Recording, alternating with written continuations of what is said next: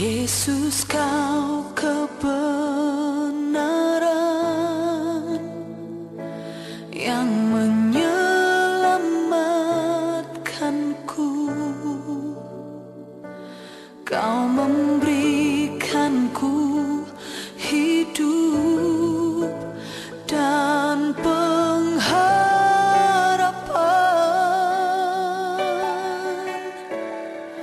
Ku ikut kehendak-Mu, ku perlu anugerah-Mu. Ku nyatakan janjiku kepadamu.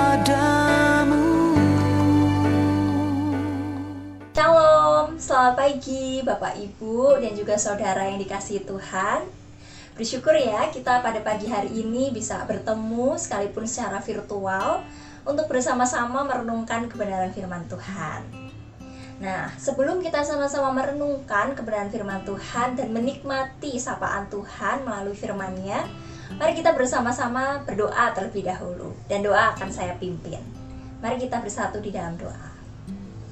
Bapa yang Maha Kuasa, yang memiliki langit dan bumi, kami datang kepada Engkau, Allah dan pemilik hidup kami, dengan ucapan syukur dan terima kasih karena Engkau sendiri yang terus menjaga kami hingga saat ini. Kami juga bersyukur untuk waktu istirahat yang boleh kami nikmati semalam, dan kami juga bersyukur karena pagi hari ini kami boleh bangun dengan keadaan yang sehat tanpa kekurangan satu apapun, dan boleh bersama-sama bertemu secara virtual untuk merenungkan kebenaran firman-Mu. Tolong kami ya Bapa untuk kami boleh mengerti isi hati-Mu melalui firman Tuhan yang akan kami nikmati, kami dengarkan pada pagi hari ini. Dan tolong kami juga untuk kami bisa melakukan kebenaran firman. Terima kasih, hanya di dalam nama-Mu, hanya di dalam nama Tuhan Yesus Kristus kami berdoa dan ucap syukur. Haleluya, amin. Baik Bapak, Ibu, dan Saudara yang dikasihi Tuhan, untuk renungan pagi kita pada hari ini akan terambil dari Matius 6 ayatnya yang ke-31 sampai 34. Bapak dan Ibu serta saudara sekalian bisa menyiapkan Alkitabnya ya, dan kita buka di Matius 6 ayat 31 sampai 34. Dan di dalam Alkitab LAI di sini dituliskan judulnya adalah hal kekhawatiran. Nah, tetapi yang akan kita soroti dari sini adalah dari ayat 31 sampai 34. Begitu ya. Kekhawatiran. Tentu kita semua pernah mengalami ya, Bapak dan Ibu serta saudara sekalian. Tidak ada di antara kita yang tidak pernah mengalami kekhawatiran atau tidak pernah merasa khawatir barang sedikit pun. Bahkan saya sendiri beberapa waktu ini juga sempat khawatir dengan berbagai hal. Salah satunya karena anggota keluarga saya yang sempat sakit, dan itu membuat saya khawatir, buat saya takut bagaimana kondisinya, apakah akan bisa sembuh begitu.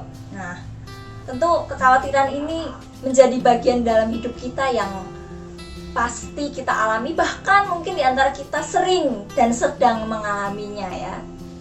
Nah, Bapak dan Ibu serta saudara sekalian, saya sendiri pernah membaca di dalam satu buku bahwa sebenarnya kekhawatiran itu bisa menolong kita untuk menjadi tanda ya, untuk kita lebih berhati-hati atau aware terhadap sesuatu gitu. Tapi di sisi lain juga saya membaca satu buku gitu yang berbicara juga tentang kekhawatiran, tentang kecemasan, bahwa sebenarnya kekhawatiran atau kecemasan itu juga bisa menjadi tanda kalau kita itu kurang rileks. Jadi kita mungkin terlalu tegang gitu ya dengan sesuatu hal yang sebetulnya belum tentu terjadi gitu, tapi kita terlalu tegang, kita terlalu memikirkan itu, kita udah, kalau bahasa sekarang mungkin overthinking ya, atau berlebihan, berpikirnya sudah jauh, nanti kalau begini gimana, begitu gimana, dan itu membuat tegang. Dan justru kekhawatiran atau kecemasan yang timbul itu menjadi warning juga bahwa bisa jadi kita ini kurang rileks. Nah, Bapak dan Ibu serta saudara sekalian, tapi apa ya yang menjadi respon Allah ketika mengetahui bahwa umatnya itu khawatir Mari kita lihat ya dari kebenaran firman Tuhan. Dan akan saya bacakan dari Matius 6 ayat 31. Sebab itu, janganlah kamu khawatir dan berkata, apakah yang akan kami makan? Apakah yang akan kami minum? Apakah yang akan kami pakai?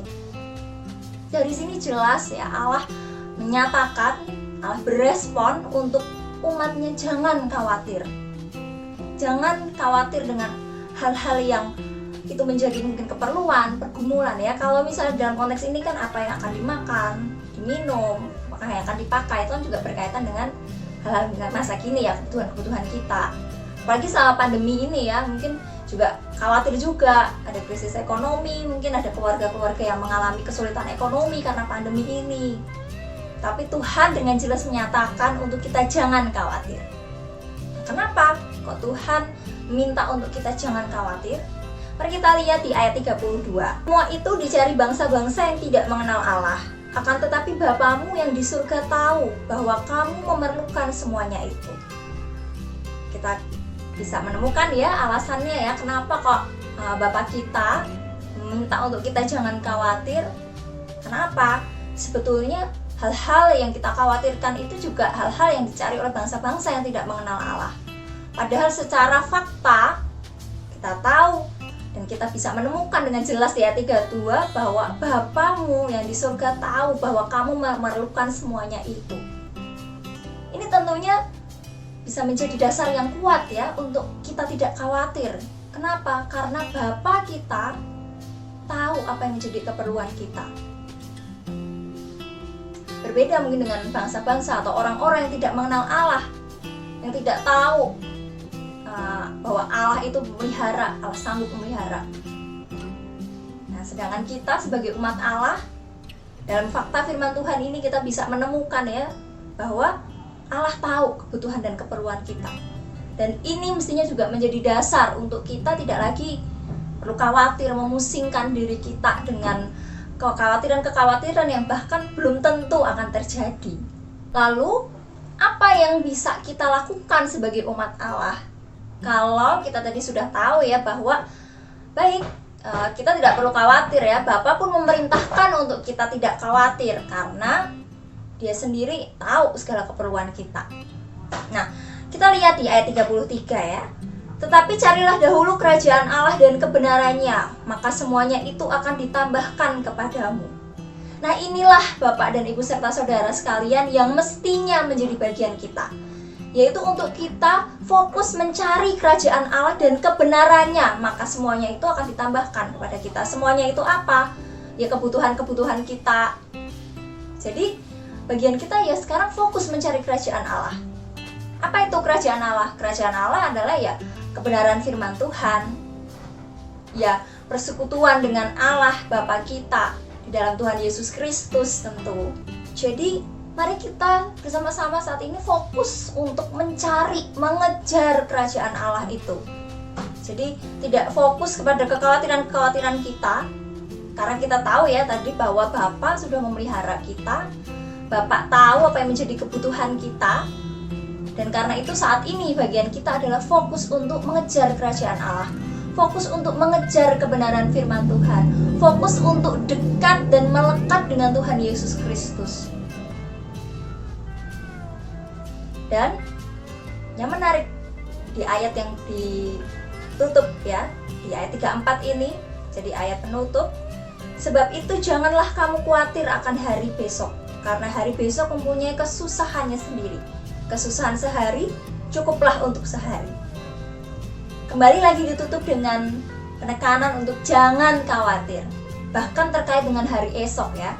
Kalau tadi mungkin berkaitan dengan kebutuhan-kebutuhan masa kini, dan di ayat 34 ini ditutup lagi dengan kebutuhan-kebutuhan yang akan datang pun Tuhan meminta untuk jangan khawatir.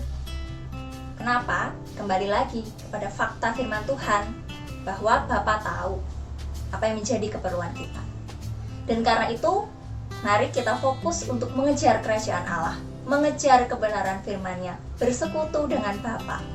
Mari kita sediakan waktu setiap hari untuk bersekutu dengan firman Tuhan, bersentuhan, tapi juga bersekutu, membaca, merenungkan, dan melakukan firman Tuhan. Dan mari kita terus makin melekat dengan Tuhan Yesus Kristus sebagai Tuhan dan Juru Selamat kita, yang sudah mati untuk menebus kita dari kuasa dosa, dan yang sudah bangkit untuk mengalahkan kuasa maut.